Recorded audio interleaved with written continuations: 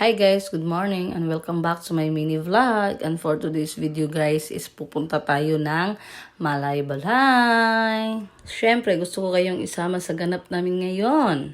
Mataas-taas nga yung biyahe natin for today's video guys, no? Kaya nagutom kami at bumaba muna kami sa isang terminal dyan sa Malay-Balay at kumain kami dito sa Carinderia. At ito na nga, ang bait-bait ni ate, entertainer kaayo. So guys, mga unta diring dapita kay lisod na mapas mo kamulong biyahe. So pila ka oras guys, niabot man siguro og 2 ka oras ang mong biyahe ani, nakaabot ra gyud mi sa nasuli.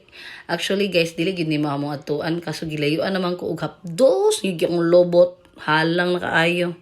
Guys, nihangyo ko ni Kimboy ani na time nga please mangita ta og lain resort nga tong maligo an nga duol ra kay hapdos nga ngilo so bawo ako sa bus kong gibati ani nga time guys kamulumig biyahe so yunan mo 3 hours naglingkuran ako sa motor way hunong-hunong so naalami diri guys nangita mig lingkuranan para mag-standby mi ni Kimboy kay magwait mi sa oras kay mga early birds kay ang mga person no tawaha na lang gid mi so guys mo ni ang gitambayan ni Kimboy well nagwala mi nga ma-open ang Nasole Resort. Yeah. So guys, is nami karon sa Malay-Balay ni di ba? Unsay oras di aking box? Time check 8:32. 8:32 pa guys, unya.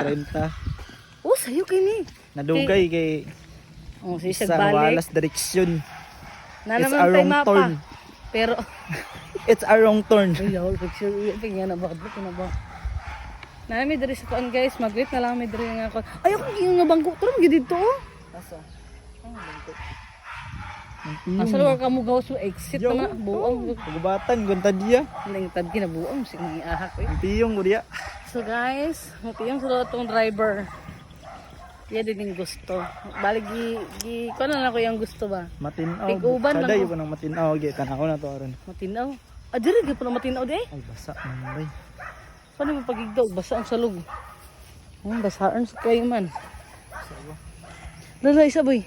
Mag-picture sa after na mo nag-selfie ni Kimboy dito sa gawas guys, kita namin ni Manong Guard nga open na daw. Yes, open na ang Nasuli guys. Mao din yatong entrance sa Nasuli guys. Oh, see?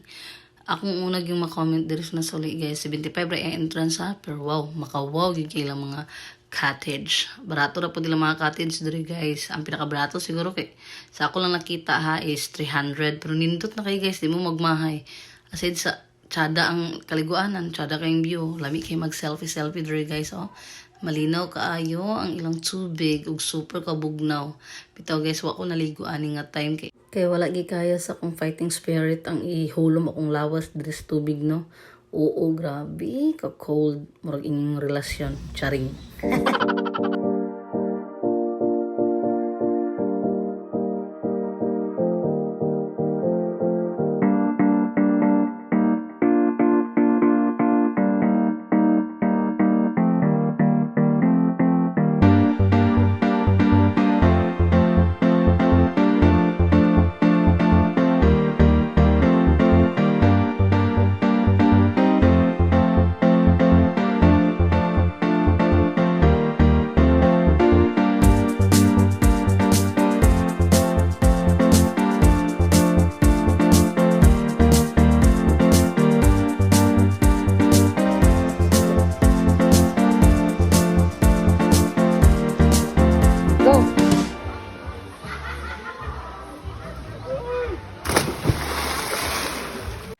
After sa among pagligo-ligo guys, nihapit sa miso cousin ni Kimboy na si Jimboy. Yes.